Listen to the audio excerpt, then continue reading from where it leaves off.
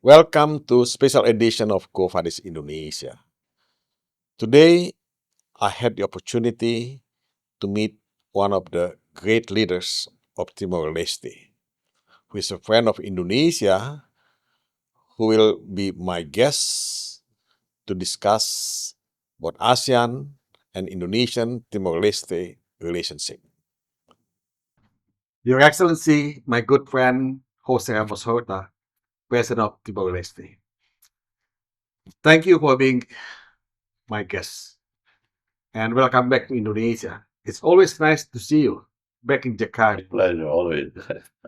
And I noticed you travel quite a lot lately to Indonesia, and that means you have an emotional attachment with this country, and I like that very much.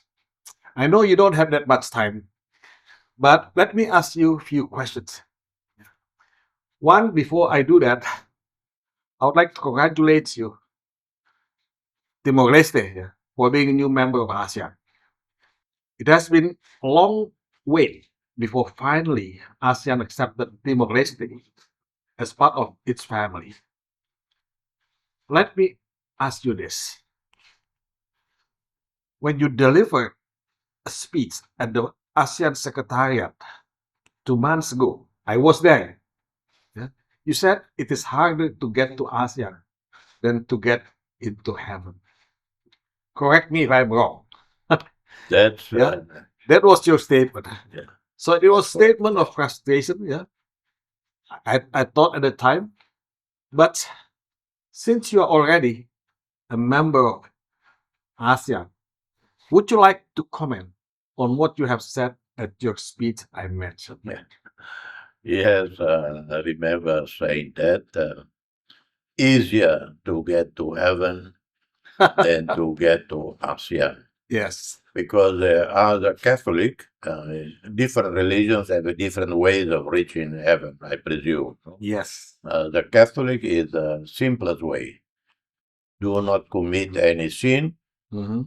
If you commit a sin, then you just go to confess to the priest, Mm-hmm. and then it's done. You die that night, straight to heaven. Straight to Then heaven. in heaven, you have angels looking after you.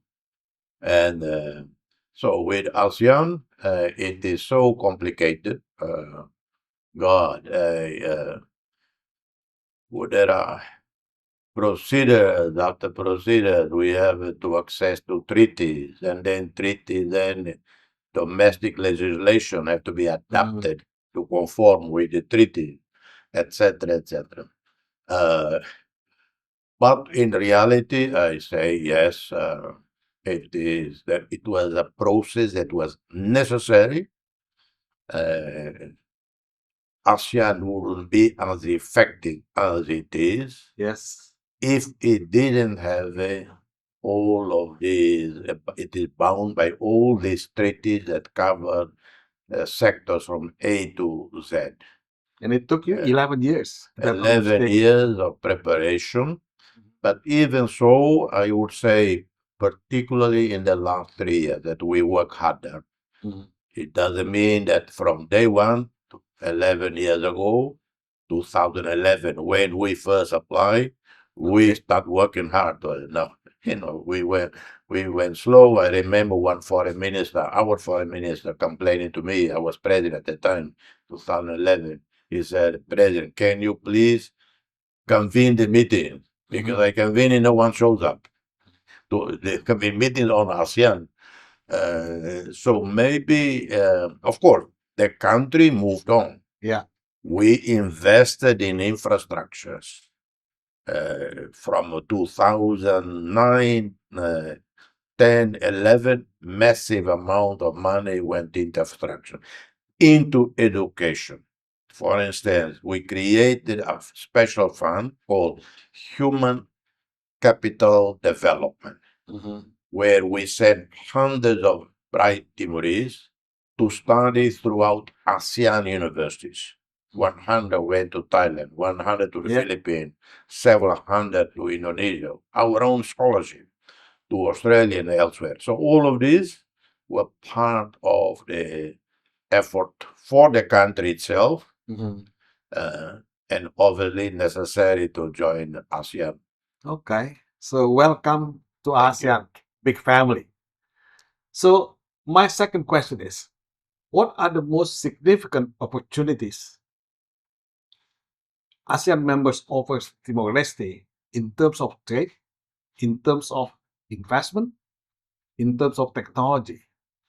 What concrete steps to be taken by Timor Leste to encourage other ASEAN members to contribute to Timor Leste development? One benefit, which is not new, we have been benefiting from, let's say, hundreds of scholarships from Indonesia. Yeah. I remember Gajah Mada has a lot of Exactly. graduated 3,000 Timorese graduated from Gajah Mada. Yeah. And the other universities. And because Indonesian universities, prodded by Indonesian government way back 20 years ago, offer Timorese the possibility, the same conditions as an Indonesian national, meaning Timorese students pay local fees, national fees, not like foreign students. Yeah, not like foreign students, yes. So in this regard, we have hundreds of Timorese on their own family expenses. They came to study, in addition to our government. So with ASEAN membership, we have more chances of sending more young Timorese to the best universities at ASEAN. So it's a huge opportunity, huge investment. Yes. But at the same time, we have an advantage which no ASEAN country has, and that is because of our economic situation still considered as least developed country, LDC, all the OECD countries, industrialized countries, offer tariff-free access to their market.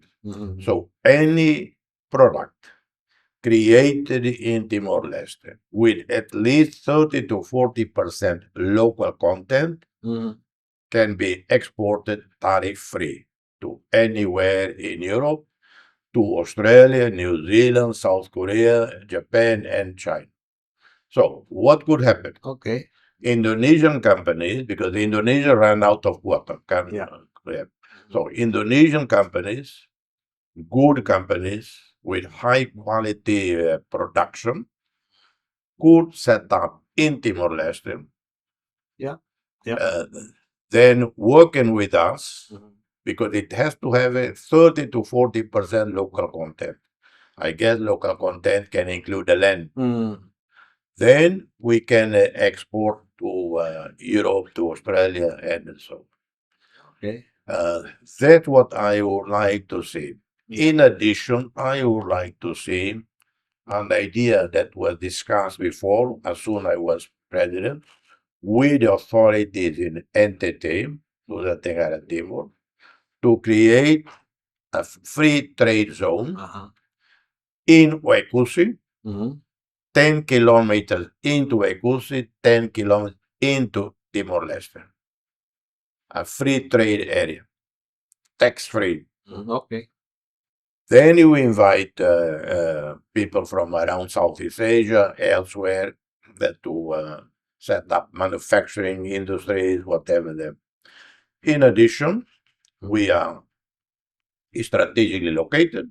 We are next to Australia, 45 minutes flight to Darwin. Yeah.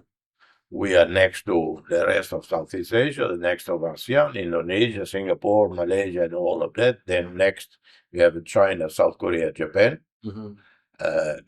Many investors are already coming to Timor-Leste because of our location and because of ASEAN membership. Very good. Very good. Well, then our companies or other ASEAN companies can relocate to Timor-Leste. Exactly, absolutely. With a zero tariff you have. Zero tariff, yeah. And I also understand that we have so many Timor-Leste students graduated from Indonesia. So that would help also to communicate. But let me ask you my other question. What role Timor-Leste can play to strengthen ASEAN in dealing with uncertainty in global geopolitics? I'm asking this because you have a lot of experience in global diplomacy, even though Timor Leste as a state can be considered a new state. But you yourself has been in international politics for a long time, longer than Timor Leste as a state. Would you like to share some thought on this? Yeah. As we all know, our wall, including this region, Southeast Asia, Northeast Asia, South Asia, face some real security, political challenges. Uh, China and India continue to have a very tense relationship because of both are superpowers in Yes. terms of population, nuclear weapons, and all of that. And they have not been able to resolve the border dispute, resulting in skirmishes over the years. Yes. That has to be addressed. Then we have the growing tensions and militarization of South China Sea. Yes. Big challenge for ASEAN. Some ASEAN countries face direct friction with China. One is the Philippines. We hope that these frictions do not escalate. If they escalate, what is going to be the position of other ASEAN countries? Then we have still some unresolved border issues within ASEAN countries among them. So these are some of the challenges that have to be addressed to further consolidate ASEAN unity, because ASEAN as a group is almost 700 million people, several $1 trillion economy. Malaysia, Indonesia control one of the more complex and important waterway, the Malacca Strait. And then many countries in Southeast Asia, plus China, around the South China Sea area. And then don't forget North Korea, always there. So it requires a lot of wisdom, patience, sophistication to prevent any increase in frictions and tension. Ideally, I would say ASEAN should be a bridge builder between the superpowers. Stay neutral as much as it can vis-a-vis China, vis-a-vis the United States, so that it can play the role of bridge builder between these two giants. Because to be a bridge builder, to be a mediator, you have to have power, either military power, or you have economic power and the skillful diplomacy.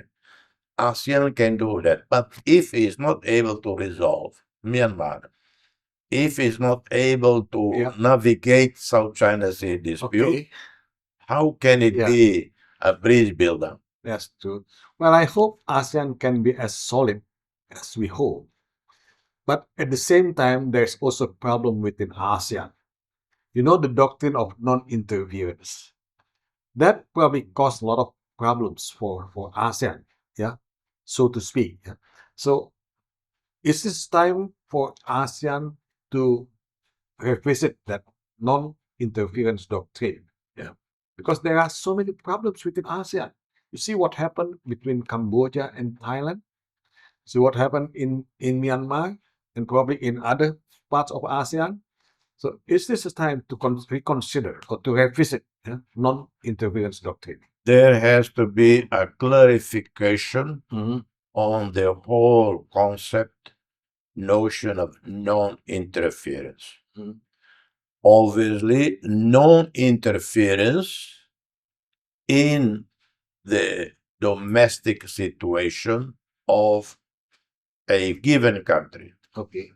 No one is going to tell any ASEAN country about who should be president, who should be king, who should be in government. No one is going to tell the courts in an ASEAN country how you should handle such and such case. This is what you call internal affairs. But when it comes to issues of gross, systematic abuse of human rights, this is no longer internal affair. This is part of the UN Charter, part of the Universal Declaration of Human Rights. Because if torture, there's no borderline. Yeah, torture happening in one country, it cannot be an internal affair. Yes, I agree. Yeah. I agree. Well, let me ask you about Indonesia Timor Leste relations. Yeah? I have only two questions this time. Talking about Timor Leste Indonesia relationship, we have gone through a lot of bitter experience in the past, ups and downs, of course, discontent and hard feelings, yeah, so to speak. But Indonesia is your strong neighbors. Have Timor Leste reconciled with the past relationship with Indonesia? The relationship with Indonesia was normalized almost day one after the September 99 violence. It was not, we didn't even wait for independence of years. There are some exceptional situations that really, with me, it impressed a lot about Indonesia. We parted ways in 99. Indonesia at that time suffered. The post-Suharto transition, which was very complicated, violent in Kalimantan, in Ambon, and throughout to Jakarta, all of that. And yet, when the referendum, which Indonesia itself took the initiative, was not imposed on Indonesia. Indonesia did not lose a military war in East Timor. No, it was not defeated by any stretch of imagination. It was decided here in Jakarta by the then President B.J. Habibie to hold a referendum on the status of the territory. And one thing that is not often recognized or never recognized, the role of the TNI in allowing the referendum to take place. And when the result of the referendum was not good for Indonesia, TNI still accepted it. Indonesia accepted it. That has to be a recognition.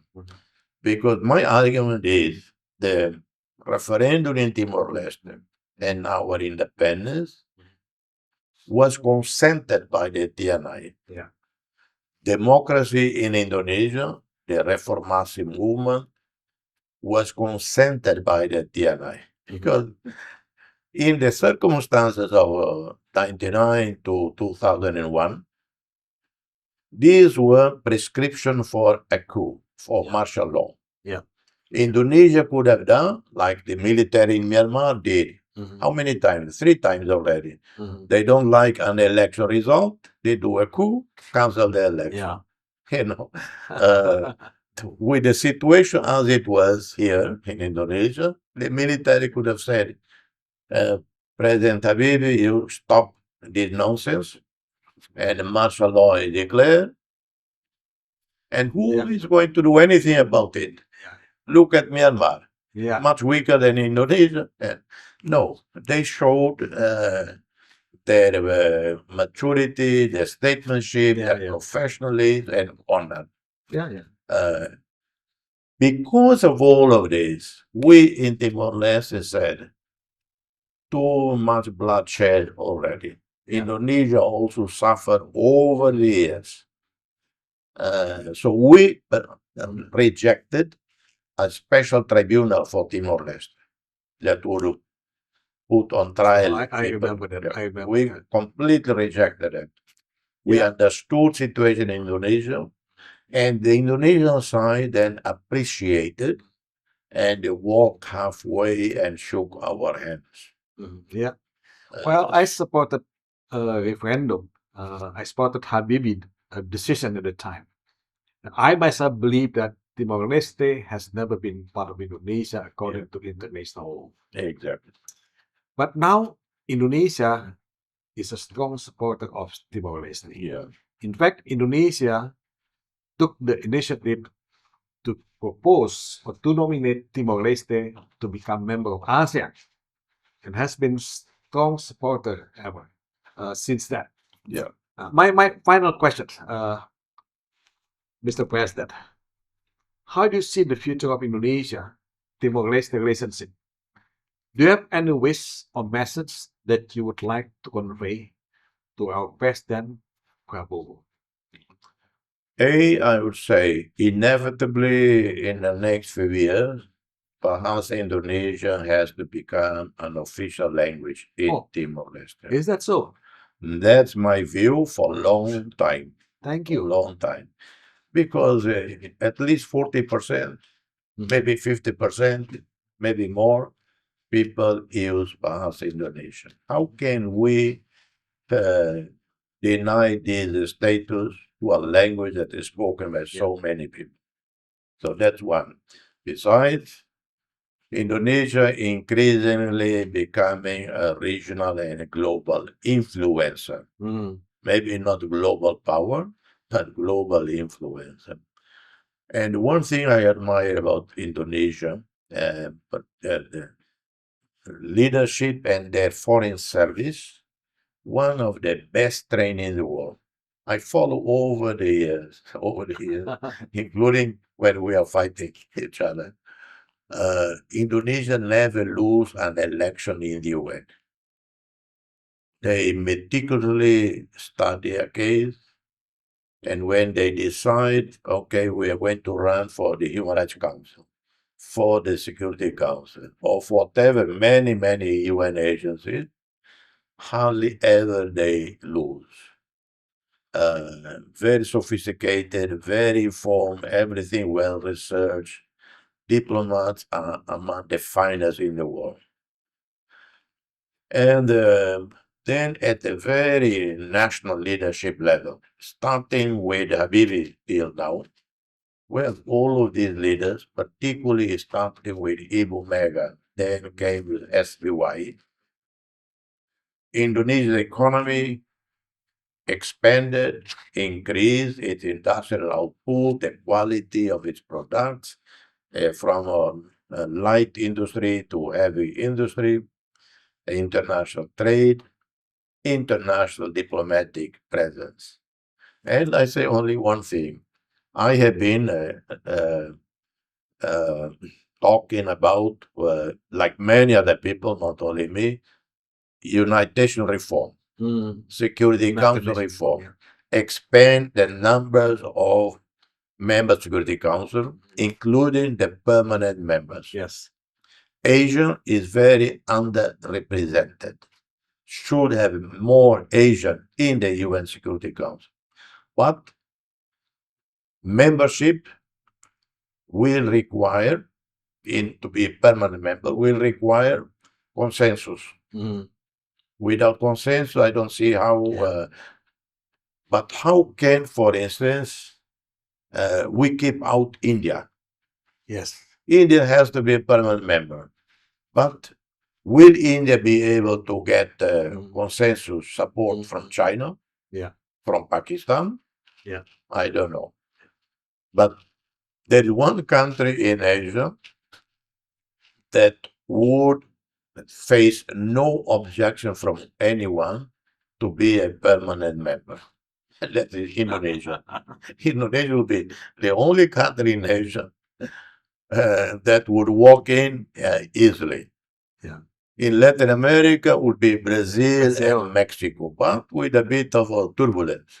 Yeah. In Africa, they will fight over it because between the Francophone countries, Yeah. Anglophone countries, and so on. Asia is worse because you have Japan is a candidate, but China and South Korea might not support.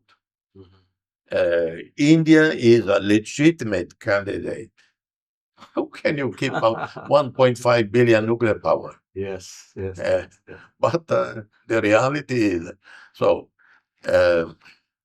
Indonesia is the only one, and I have the first person to speak about Indonesia for permanent members. It was me when I was foreign minister in 2005. During some discussions on UN Security Council reform, I said Indonesia is one, and I use a new concept. We in the UN Security Council, besides talking about regional representation, you have to include one concept, and that is civilizational balance. Because there are too many Christian countries in the Security Council. Not one Muslim country. And which country would be best to represent the Muslim world? Indonesia.